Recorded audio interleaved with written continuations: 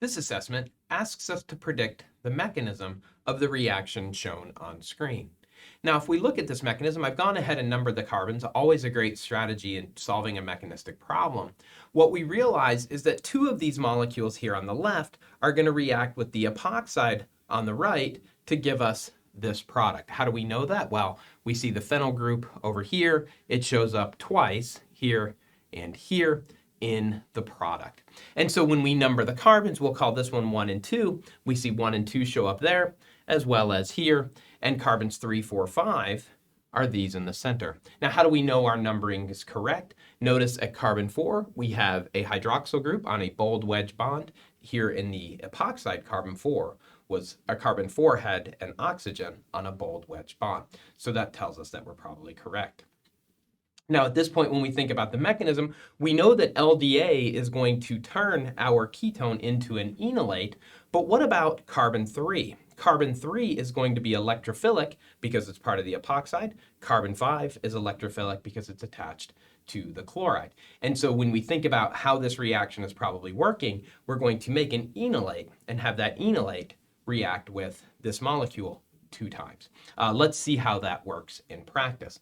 So to start, LDA is going to remove a proton. And so we'll draw the alpha hydrogen. LDA will attack to make the enolate. Now, if we're using our numbered carbons, that's going to give us an enolate that is nucleophilic at carbon 1. Okay? Carbon 1, being nucleophilic, can participate in ring opening of epoxides. And so we'll draw our epoxide here and show this enolate, these electrons coming down, pushing the pi electrons to attack the carbon of the epoxide. Now, it turns out, regardless of which one you attack, the epoxide or the alkyl halide, you'll get the same product.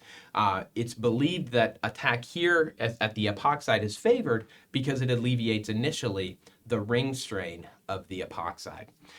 Let's draw the product that gives us, and the numbered carbons can help us understand what that product is. So we reform our ketone at carbon 2. There's carbon 1. It is attached to carbon 3, carbon 4, carbon 5. Carbon 5 has the chlorine. Now, because I've taken the epoxide and technically I flipped it over, now the O- is going to be on a dashed bond. So this is carbon 2, 1, 3, 4, 5. Let me make sure you understand. Notice how in this case, we're going up and then down. Now 3, 4, and 5 go down and then up. So we've essentially taken this molecule and done this pancake flip. And that's why we're showing that I'm O- on a dashed bond. We can fix that as we go through when we draw the next molecule. We'll flip it back over. From here, an interesting thing happens is that this O- with a neighboring primary alkyl halide right next door is able to do a very quick SN2 reaction to regenerate the epoxide. So it's not necessarily what we hoped would happen, but under these conditions, it does happen. And so now I'm going to draw, let's flip the molecule back over so it looks more like it does up here, so we can get the stereochemistry right. There is carbon 2, carbon 1, 3, 4, 5. Now the epoxide is between carbon 4, or it involves carbon 4 and carbon 5.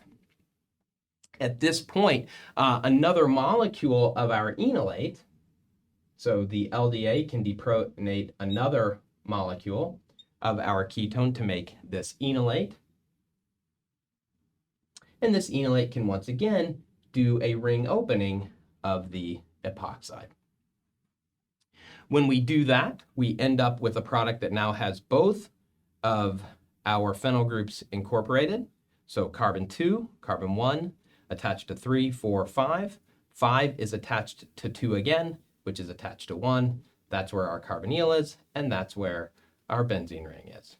I'll put those numbers back in. So there's 2, 1, 3, 4, 5, 1, and 2. Carbon 4, the C5O bond broke, but the carbon 4 still has the wedged bond to the alkoxide now, once again drawn in this form. At this point, we've formed both new carbon-carbon bonds. All that remains is to protonate this oxygen. We can do an acid quench in the final step and show this acid-base reaction to make the product up here. Now I could let's redraw the product. Why not?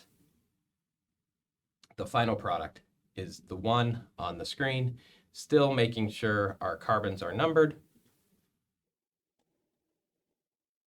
This is the mechanism of the reaction.